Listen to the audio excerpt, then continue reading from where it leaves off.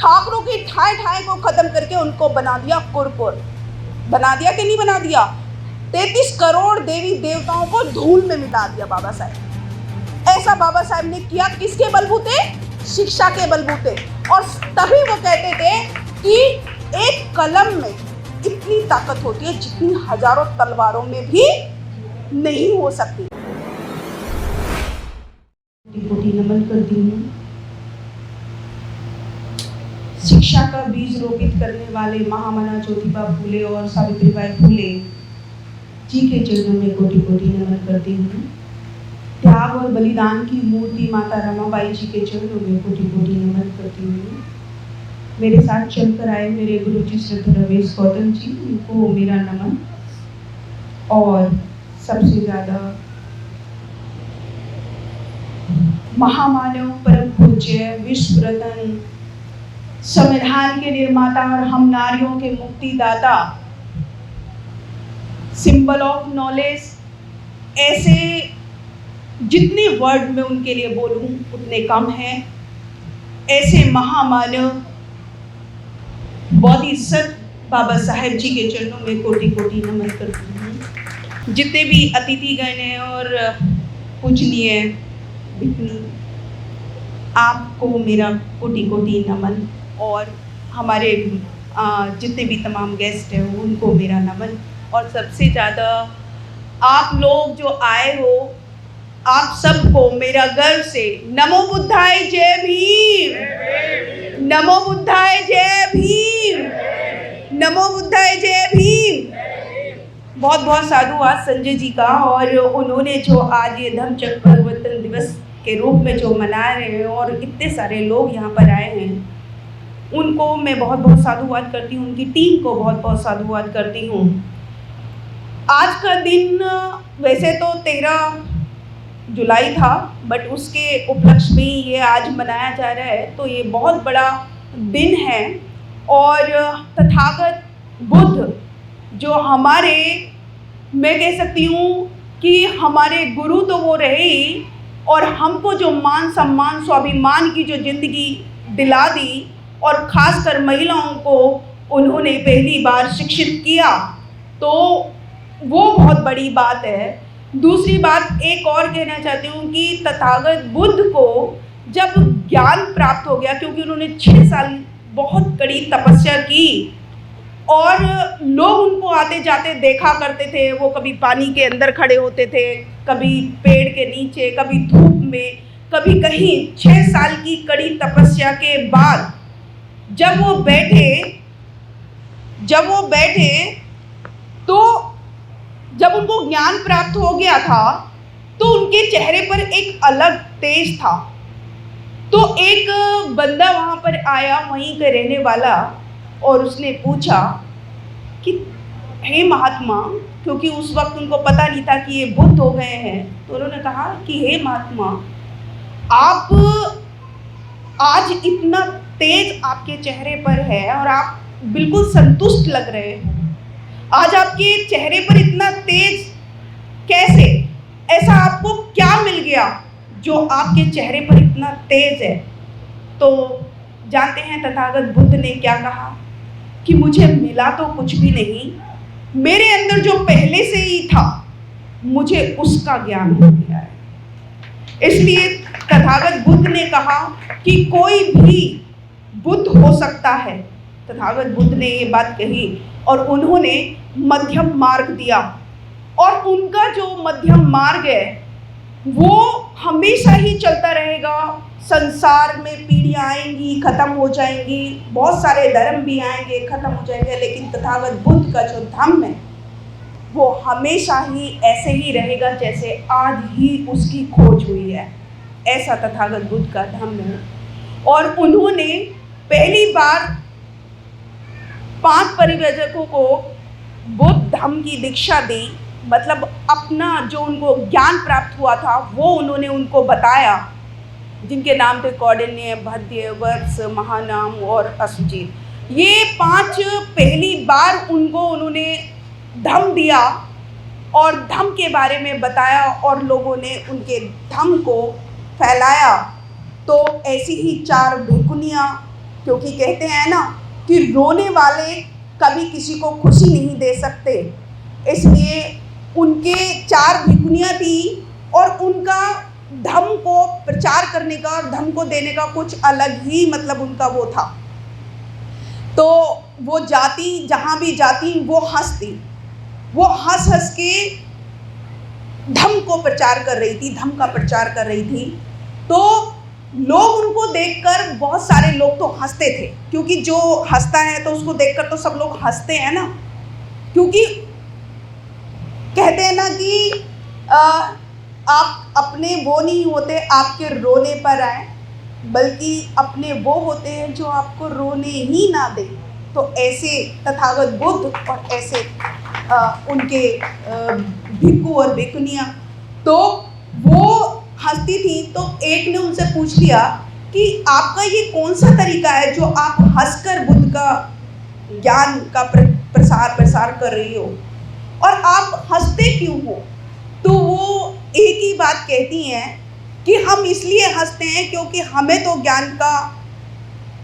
ज्ञान के बारे में पता चल गया, हमको तो बुद्ध का ज्ञान पता चल गया, और तुम पर हम इसलिए हंस रहे हैं क्योंकि तुमने अभी तक बुद्ध के ज्ञान को नहीं जाना, नहीं आपको पता बुद्ध के ज्ञान का।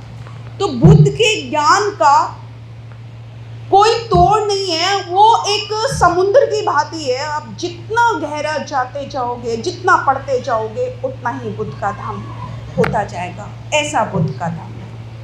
अब बाबा साहेब ने सभी धर्मों को पढ़ा। बाबा साहेब ने जाना कि बुद्ध के धर्म से अच्छा हमारे लिए और कोई धर्म नहीं हो सकता। इसलिए बाबा साहेब ने लगातार हमको चेताया कि जो हिंदू धर्म में हम लोग आज है, क्योंकि बुद्ध का धर्म जो पुराना था, हम लोग बुद्धिस्ट थे, लेकिन अपने इतिहास को भूल गए और जो हम पे थोपा गया हमने उसी को अपना लिया। तो बाबा साहेब, अगर मैं आप लोगों से क्वेश्चन करूं कि बाबा साहेब के जैसा विद्वान इस पूरी दुनिया में है क्या?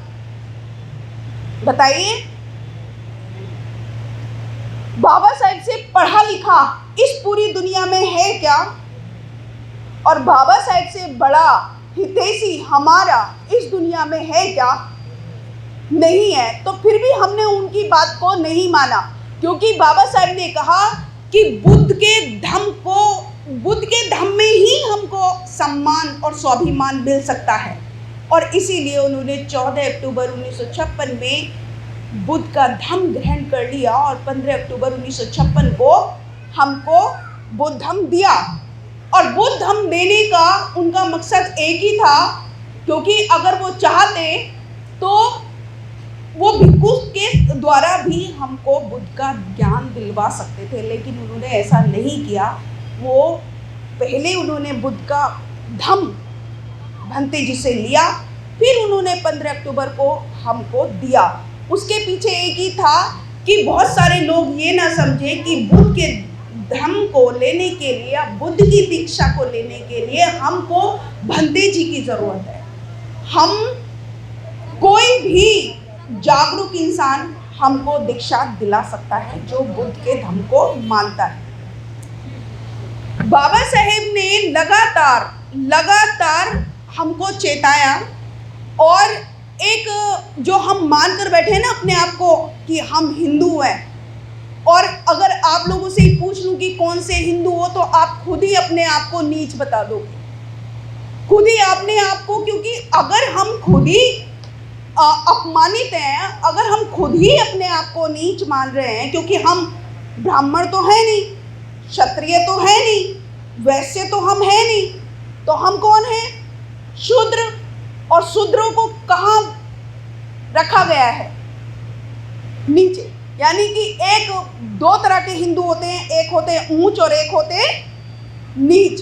तो हम तो नीच हिंदुओं में आते हैं, और हमारा समाज अपने आप को नीच मान कर भी बैठा है। अगर वो खुद ही अपने आप को नीच मान कर बैठा है, तो उनका सम्मान कौन करेगा? कोई भी नहीं करेगा उनका सम्मान। तो बाबा साहेब ने 20 जुलाई 1942 में वो लॉर्ड लिथंगो के पास गए, क्योंकि लॉर्ड लिथंगो ने 3 लाख हिंदू यूनिवर्सिटी बनाने को दिए, 3 लाख मुस्लिम यूनिवर्सिटी को बनाने को दिए पैसे। तो बाबा साहेब भी गए, उन्होंने कहा कि मुझे भी मतलब 3 लाख रुपए दीजिए। तो उन्होंने कहा कि आप तो हिंदू हो, यू आर अ हिंदू। तो उन्होंने कहा कि मुझे हिंदू मत कहना, आई एम नॉट हिंदू। उन्होंने कहा कि आप मुझे 1000 गालियां दे लो, लेकिन मुझे हिंदू मत कहना। आप खुद सोच सकते हो कि बाबा साहेब ने 1000 गालियां को भी हिंदू धर्म से नीचे माना। तो बाबा साहेब लगातार हमको हिंदू धर्म, क्योंकि उनके जितने भी उन्होंने आंदोलन किए, उन्होंने बुद्ध के धर्म को ही और हिंदू धर्म छोड़ने, क्योंकि हिंदू धर्म को बाबा साहेब हिंदू धर्म नहीं मानते थे। वो कहते थे कि हिंदू धर्म एक शैतानी योजना है और आर्य और अनार्यों के खूनी संघर्ष की दास्तां है, इसके अलावा और कोई धर्म नहीं। क्योंकि वो धर्म हो ही नहीं सकता जो एक को नीच ठहराता है और एक को ऊंच ठहराता है। तो हम खुद डिसाइड कर लें कि हमको करना क्या है, क्योंकि बाबा साहेब ने हमको बुद्ध का धम्म दे दिया। बाबा साहेब ने जितने भी मतलब वो पूरे देश को, मैं कहती हूँ पूरे देश को वो बुद्धिस्ट बनाकर चले गए, पूरे देश को बुद्धिस्ट बनाकर चले गए। राष्ट्रपति भवन में बुद्ध की स्टैचू है, करेंसी पे बुद्ध का वो है, अपनी अशोक की लाज है, अशोक को और बुद्ध को और जितने भी तमाम महापुरुष आए, चाहे वो कबीरदास जी हो चाहे रविदास जी हो, बाबा साहेब ने अकेले ने ही उनको सबको जिंदा कर दिया, उनका रीबर्थ कर दिया, जितने भी आए। क्योंकि अब तक जितने भी महापुरुष आए, उन्होंने सब ने मानवता की लड़ाई लड़ी, उन्होंने सब ने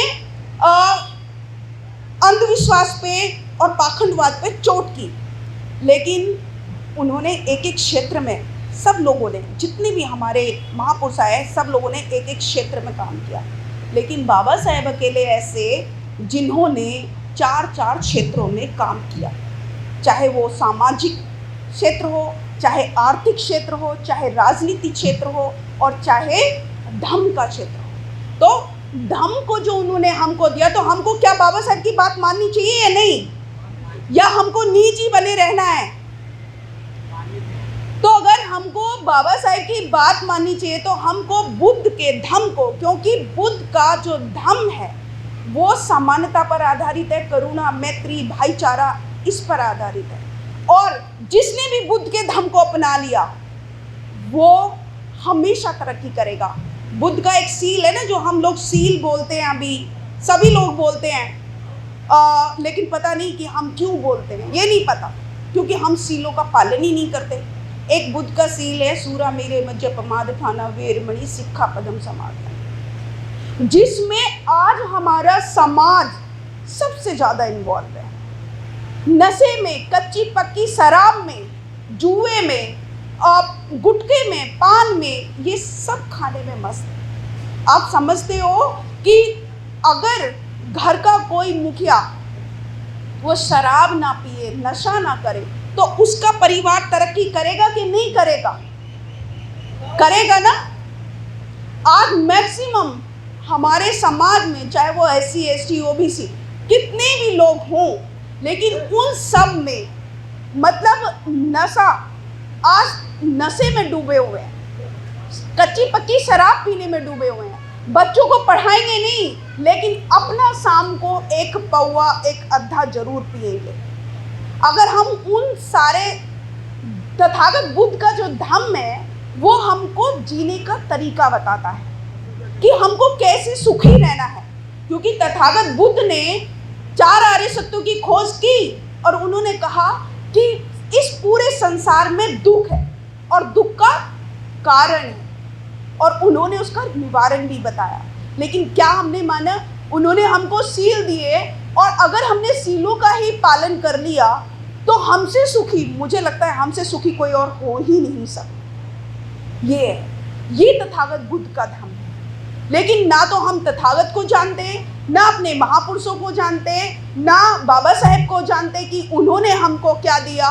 किसी चीज़ को हमको कुछ नहीं पता और बस जय भीम बोल दिया और हो गए अम्बेडकरवादी और हो गए बुद्धिस्ट। ना साइमन कमीशन पता, ना हिंदू कोड बिल पर पता, ना काला राम मंदिर पता, ना पूना पैक्ट पता, कुछ नहीं पता।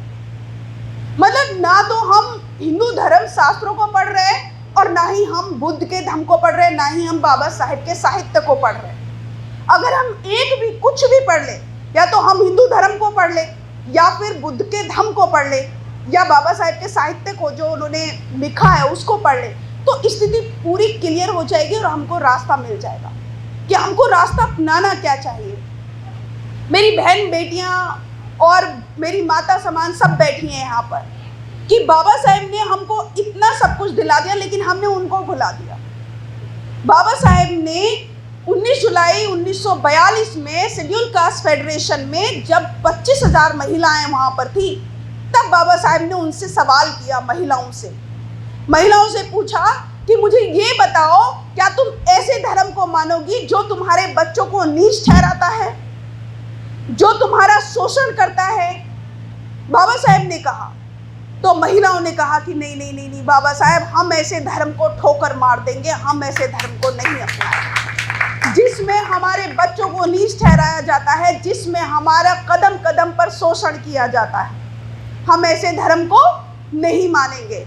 लेकिन आज भूल गए वो लोग, आज वो भूल गए, उनको पता ही नहीं है और किस में जाकर इन्वॉल्व हो गए, उन्हीं में देवी देवता मंदिरों के चक्कर लगाने में।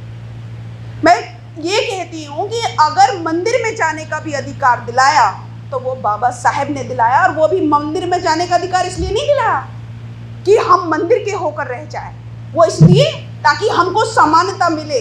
हमको अगर जानवर मंदिर में जा सकता है, जानवर अगर पब्लिक पैलेस में जा सकता है, तो हम क्यों नहीं जा सकते? हम तो इंसान हैं, तो हमारे लिए भी वो सारे रास्ते खुले। महार तालाब का जो आंदोलन किया, पानी पीने का जो अधिकार दिलाया, वो इसीलिए। तो और उन्होंने एक ही बात कही कि हम जितनी भी सारी समस्याएं कभी भी आएंगी आपके जीवन में, वो सिर्फ और सिर्फ संस्कारों से आएंगी, हिंदू धर्म से आएंगी। क्योंकि धर्म से आते हैं संस्कार और संस्कारों से इंसान व्यवहार करता है। तो आप ये सोच लीजिए कि आपको करना क्या है। अभी तक तो हम भ्रम में जी रहे हैं, अभी तक सिर्फ हमको कुछ नहीं पता, भ्रम में जी रहे हैं। और एक छोटी सी कहानी मैं बताती हूँ कि सारी समस्याओं की जड़ है क्या, और हमको पता ही नहीं कि सारी समस्याओं की जड़ क्या है। सारी समस्याओं की जड़ है हिंदू धर्म और कुछ भी नहीं, क्योंकि हमारा वो है ही नहीं, हमारा वो है ही नहीं। हम बुद्ध के अनुयायी थे, बुद्ध का धर्म था, शासक थे हम इस देश में, लेकिन हम ही को गुलाम बनाकर इन लोगों ने, वो थोड़े से लोगों ने हम पर राज करना शुरू कर दिया। और उस सबसे बड़ी बात है कि उसका हमने ही साथ दिया, खासकर महिलाओं ने। महिलाएं हिंदू धर्म को ढो रही है। तो एक आदमी था और वो डॉक्टर के पास गया और वो कहता कि मैं जहाँ जहाँ अपनी उंगली रखता हूँ वहाँ वहाँ मुझे दर्द होता है। डॉक्टर ने देखा कि भाई उसने पूरी बॉडी का चेकअप कर लिया। अब पूरी बॉडी का जब चेकअप किया तो वो तो बिल्कुल ठीक, तो वो उसने कहा कि आप तो बिल्कुल ठीक हो, आपको कोई प्रॉब्लम नहीं है, आप घर जाइए। फिर वो दोबारा आया डॉक्टर के पास अगले दिन, उसने कहा कि मैं जहाँ जहाँ अपनी उंगली रखता हूँ वहाँ वहाँ मुझे दर्द हो रहा है। तो डॉक्टर ने देखा कि मैंने इसकी पूरी उसका बॉडी का चेकअप कर लिया, पूरी बॉडी का चेकअप कर लिया, कहीं कुछ नहीं है। तो फिर उसने जैसे उंगली का नाम लिया तो उसने उसकी उंगली चेक की, और जब उंगली चेक की तो पता चला कि थोड़ा सा क्रैक हड्डी में, उंगली की हड्डी में है। तो उसको लग रहा था कि वो जहाँ जहाँ उंगली रख रहा है मतलब वहाँ वहाँ उसकी बॉडी में दर्द हो रहा है, लेकिन उसको ये आभास नहीं था कि उसकी बॉडी में दर्द नहीं हो रहा, उसकी छोटी सी उंगली में दर्द हो रहा है। तो आज जितनी भी सारी समस्याएं, चाहे वो हमारे बच्चों को स्कॉलरशिप नहीं मिल रही, चाहे नौकरी नहीं मिल रही, चाहे हमारे बौद्ध प्रतीकों को बदला जा रहा है, चाहे हमारी बौद्ध विरासतों से खिलवाड़ किया जा रहा है, तो वो सब किसकी बदौलत हो रहा है? मनुवादी लोगों की बदौलत हो रहा है। और मनुवादी लोग जो हैं वही सारी समस्याओं की जड़ है। हिंदू धर्म ही सारी समस्याओं की जड़ है, जिसको हम पहचान नहीं पा रहे। तो मैं आप लोगों से विनती करती हूँ कि अपने धर्म में वापस आ जाइए, क्योंकि बुद्ध का धर्म ही हमारा है और बाबा साहेब ही हमारे हैं। बाबा साहेब ने हमको इतना बड़ा अधिकार, आप लोगों से ही पूछ लूँ कि बाबा साहेब की बदौलत हम तथागत बुद्ध को जान पाए और जितने भी हमारे महापुरुष उनको जान पाए। अदरवाइज हम जानते ही नहीं, हमें पता ही नहीं चलता और हम वैसे ही रहते, क्योंकि हमको पढ़ने का अधिकार नहीं था, हम पढ़ ही नहीं पा रहे थे कुछ भी चीज़। तो बाबा साहेब ने हमको पढ़ने का सबसे बड़ा अधिकार अगर सोचा जाए तो अपने आर्टिकल में भी लिख दिया उन्होंने 45 में कि हमको शिक्षा का अधिकार मिलना चाहिए। और शिक्षा सवालों को जन्म देती है। शिक्षा से हम जान पाते हैं कि आखिर प्रॉब्लम है कहाँ, शिक्षा से जान पाते हैं। तो एक छोटी सी कहानी, क्योंकि शिक्षा की ताकत को हम लोग समझ नहीं पा रहे, तो शिक्षा की ताकत की एक छोटी सी कहानी के माध्यम से मैं आप लोगों को बताना चाहूँगी कि एक राजा था और राजा बड़ा क्रूर, और उसके 4 दरबारियों से उसने कहा कि बताओ शिक्षा की क्या कीमत होती है। अब दरबारियों को नहीं पता क्योंकि वो अनपढ़ थे, तो वो राजा ने उनको 3 दिन का समय दिया कि 3 दिन के बाद मैं आपसे पूछूंगा कि शिक्षा की क्या कीमत है।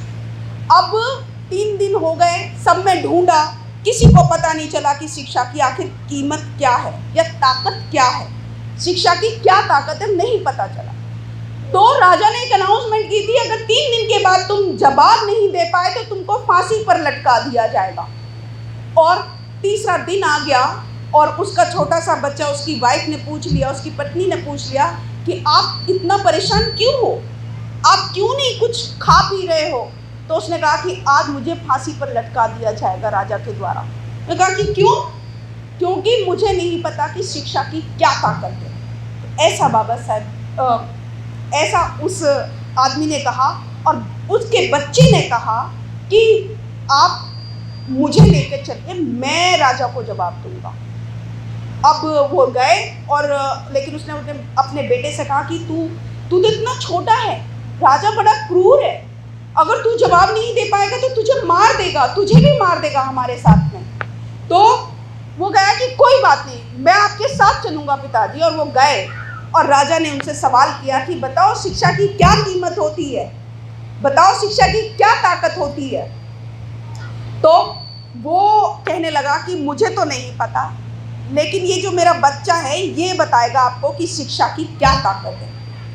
तो उसने कहा कि बताओ बच्चे क्या होती है शिक्षा की ताकत। तब उसने कहा कि राजा साहब क्या आपको ये नहीं पता कि जो आंसर करता है वो कहाँ बैठता है और जो प्रश्न पूछता है वो कहाँ बैठता है?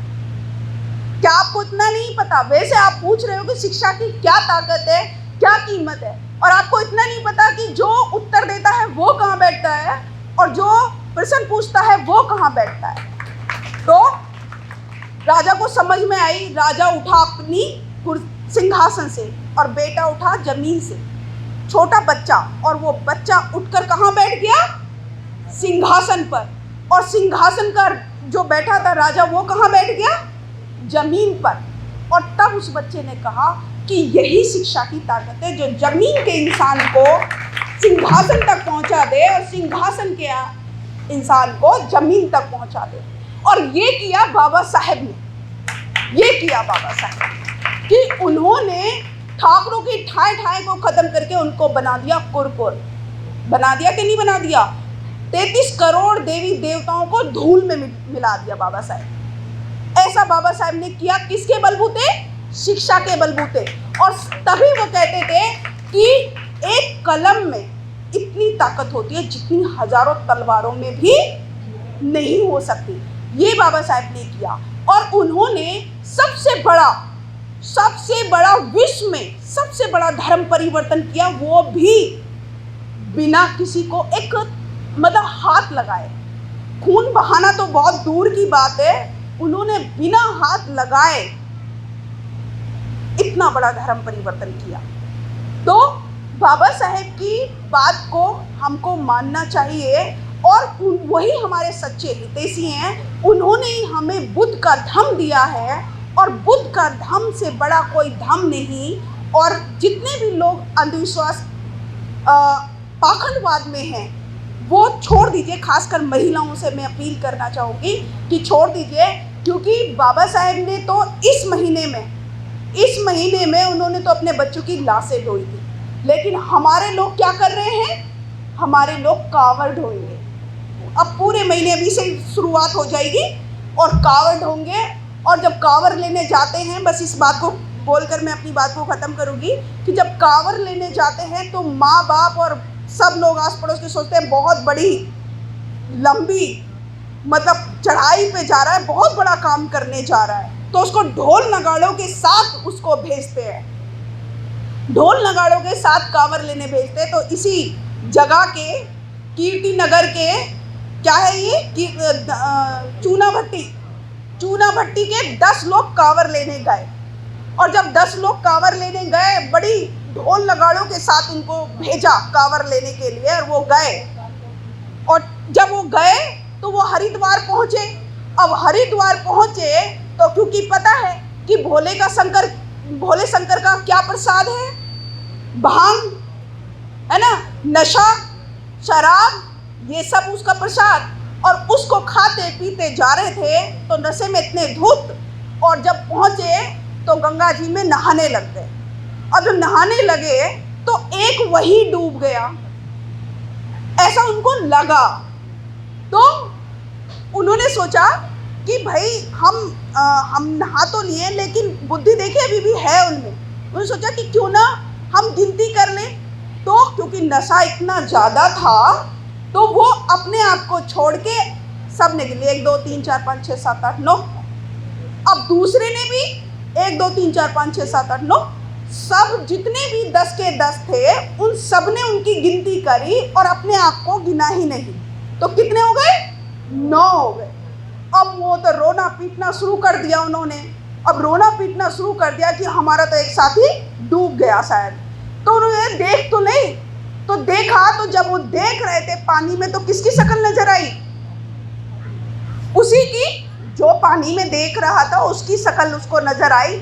उसने कहा हाँ हाँ हाँ हाँ, ये पड़ा मरा हुआ, यही पड़ा है मरा हुआ। क्योंकि नशा इतना कि उसको पता ही नहीं, और उसने अपने आप को ही कहा कि हाँ ये मरा हुआ पड़ा। इसी तरीके से सारे लोगों ने पानी में झांक के देखा, तो जिन्होंने भी झांक के देखा उसको वही नजर आया, और उसने कहा कि हाँ ये तो पड़ा हुआ है मरा हुआ।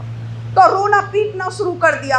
अब उधर से आए पंडित जी, जो कि बहुत ही सातिर होते हैं, और जब वो आए तो उन्होंने कहा कि भैया क्यों रो रहे हो? तो उसने कहा कि रो हम इसलिए रहे क्योंकि हमारा एक साथी डूब के मर गया। तो उसने कितने लोग आए थे? उसने कहा कि 10 लोग आए थे। अब पंडित ने उनको गिना, और जब गिना तो वो 10 के 10 पूरे थे।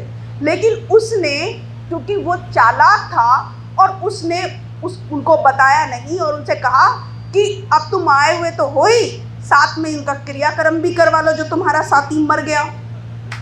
अब उसका क्रियाक्रम करने लगे। तो उन्होंने कहा कि जितने तुम्हारे पास पैसे हैं उसका ये मंगवा दो, वो मंगवा दो, 36 तरह की चीज़ें बता दी, और उसका क्रियाक्रम करवा दिया, और उनके सबके बाल भी कटवा दिए, सबको गंजा भी कर दिया। रोते पीटते घर आए, और घर आके पूछने लगे कि भैया क्यों ये गंजे क्यों होकर आ गए आप लोग? तो गया हमारे साथी एक डूब के मर गया, इसलिए हम गंजे करके आ गए, उसका क्रियाक्रम भी हमने वही करा। तो ये है नशा, ये है अंधविश्वास, ये है पाखंडवाद, जिसमें हम घिरे हुए हैं। हमको कुछ नहीं मिलेगा। तथागत बुद्ध ने कहा कि अपो दीपो भवो, अपना दीपक स्वयं बनो। तुम्हारा कोई भला नहीं कर सकता, तुम्हारी आंखें ही तुमको रोशनी दे सकती हैं, और तुम्हारे कदम ही तुमको मंजिल तक पहुंचा सकते हैं। और कोई तीसरा कोई भी ऐसा नहीं है जो आपको रास्ता दिखा सके। इसलिए सारी चीजों को छोड़ दीजिए, अंधविश्वास पाखंडवाद से बाहर निकल जाइए। बुद्ध का धम्म एक ऐसा है, क्योंकि जो बुद्ध के धम्म को फॉलो करता है वो आगे बढ़ता है। मैं तो किसी चीज़ को नहीं मानती, मैं तो नहीं पहनती बिछुए, मैं तो नहीं लगाती सिंदूर, मेरा पति तो अभी भी जिंदा है, मैं तो नहीं करती करवा चौथ, मैं तो नहीं करती ये आडंबर। क्योंकि अभी हमारा समाज का हो क्या रहा है कि वो एक साल के त्योहारों को उठाकर देख लिए, एक साल के त्योहारों पे जितना पैसा खर्च हो रहा है, अगर उतना पैसा आप अपने बच्चों की एजुकेशन पे लगा दो तो आपका भला होगा। ना केवल आपका भला होगा बल्कि आपके समाज का, आपके देश का, सबका भला होगा। और आप मंदिरों में लगा दीजिए, कुछ हासिल नहीं होने वाला आपको। आपके बच्चे सिर्फ जुआरी नशेड़ी ही बनेंगे। और अगर गलती से कोई इंजीनियर, IAS, PCS बन भी गया तो वो मानसिक गुलाम ही बनेगा, वो कभी आज़ाद हो ही नहीं सकता। और उसका लाइव एग्जाम्पल राष्ट्रपति कोविंद भी है। एक इतने पढ़े लिखे इंसान और एक पहले व्यक्ति होने के बावजूद भी हिंदू धर्म में उनका इतना अपमान हुआ, फिर भी उनको एहसास भी नहीं है उस चीज़ का, उनको एहसास तक नहीं है। तो हमको अपने आप को जानना है और मेहनत करिए, अपने बच्चों को अच्छी शिक्षा दीजिए, वही आपको आगे ले जा सकता है और कोई नहीं। तो इसी के साथ मैं अपनी वाणी को विराम करूंगी। आप सभी को मुझे सुनने के लिए बहुत बहुत साधुवाद। एक बार फिर से जय भीम, जय भीम, जय भीम।